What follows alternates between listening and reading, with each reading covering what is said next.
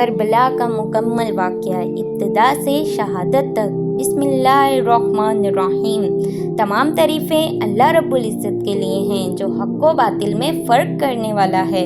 درود و سلام ہو رسول پاک صلی اللہ علیہ وآلہ وسلم پر، جنہوں نے فرمایا حسین مجھ سے ہے اور میں حسین سے ہوں۔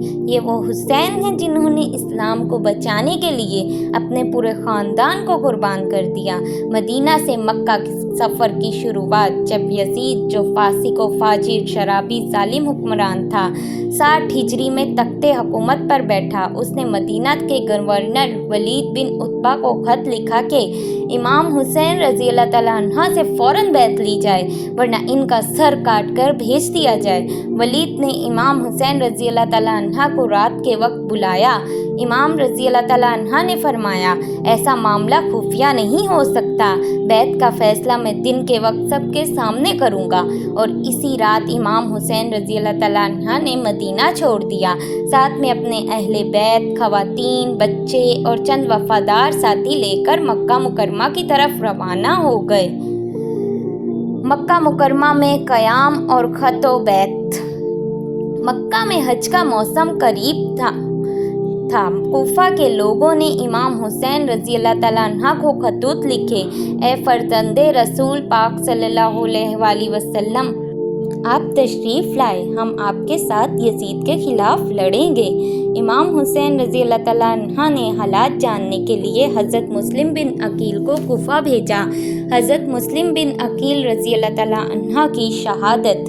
کوفہ کے ہزاروں لوگوں نے حضرت مسلم بن عقیل رضی اللہ تعالیٰ عنہ کی بیعت کی، مگر جیسے ہی یزید نے ابن زیاد کو گورنر بنا کر بھیجا، لوگوں کے دل بدل گئے۔ حضرت مسلم بن عقیل کو تنہا کر دیا گیا اور گرفتار کر کے شہید کر دیا گیا۔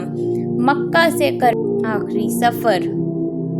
امام حسین رضی اللہ تعالیٰ عنہ کو کوفہ کی بیعت کی خبر پہلے ملی، مگر بعد میں حضرت مسلم بن عقیل رضی اللہ تعالیٰ عنہ کی شہادت کی بھی اطلاع آ گئی، مگر آپ امام رضی اللہ تعالیٰ عنہ نے فرمایا میں حق پر ہوں اور حق کی راہ میں پیچھے نہیں ہٹوں گا، چاہے جان چلی جائے۔ اس کے بعد امام حسین رضی اللہ تعالیٰ عنہ نے قافلہ تیار کیا اور کربلا کی جانب سفر شروع کیا۔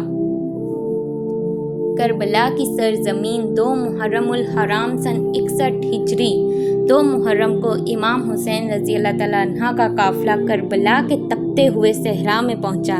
یزیدی لشکر نے خیموں کو چاروں طرف سے گھیر لیا اور پانی بند کر دیا۔ کربلا میں 7 دن پیاس، مظلومیت، صبر 7 محرم سے پانی بند ہو چکا تھا۔ معصوم بچے پیاس پیاس پکارتے رہے۔ امام حسین رضی اللہ تعالیٰ عنہ کے ساتھی اور خاندان والے مسلسل صبر، دعا اور عبادت میں مصروف رہے۔ 10 محرم الحرام یوم عاشوراء۔ اس دن صبح فجر کے بعد امام حسین رضی اللہ تعالیٰ عنہ نے سب کو الوداع کیا، فرمایا جو جانا چاہے جا سکتا ہے، میرا ساتھ دینا لازمی نہیں۔ لیکن کوئی نہ ہٹا، سب نے کہا ہم آپ کے ساتھ شہید ہونے کو تیار ہیں۔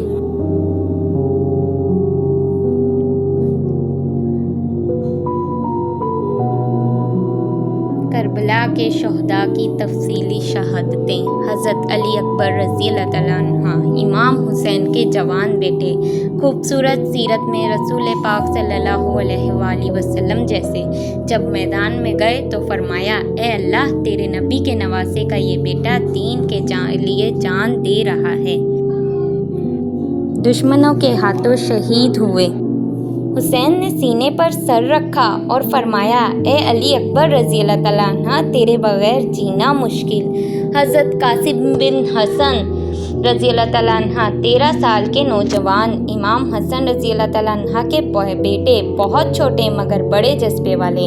امام حسین رضی اللہ تعالیٰ عنہ نے پہلے روکا، لیکن قاسم نے کہا چچا جان میں بھی قربان ہونا چاہتا ہوں۔ دشمنوں نے گھوڑے سے گرا کر جسم کو پامال کر دیا۔ حضرت عباس علمدار رضی اللہ تعالیٰ عنہ امام حسین رضی اللہ تعالیٰ عنہ کے بھائی، علمدار لشکر، وفا کی پہچان، پانی لاتے وقت دونوں بازو قلم ہوئے हुए। इमाम हुसैन रज़ी अल्लाह ताला अन्हा ने फरमाया, अब्बास रज़ी अल्लाह ताला अन्हा मेरे वफ़ादार, तू गया वफ़ा चली गई। हज़रत अली असगर रज़ी अल्लाह ताला अन्हा 6 महीने का बच्चा, इमाम हुसैन रज़ी अल्लाह ताला अन्हा ने फरमाया, ए ज़ालिमों, इस बच्चे को पानी दो।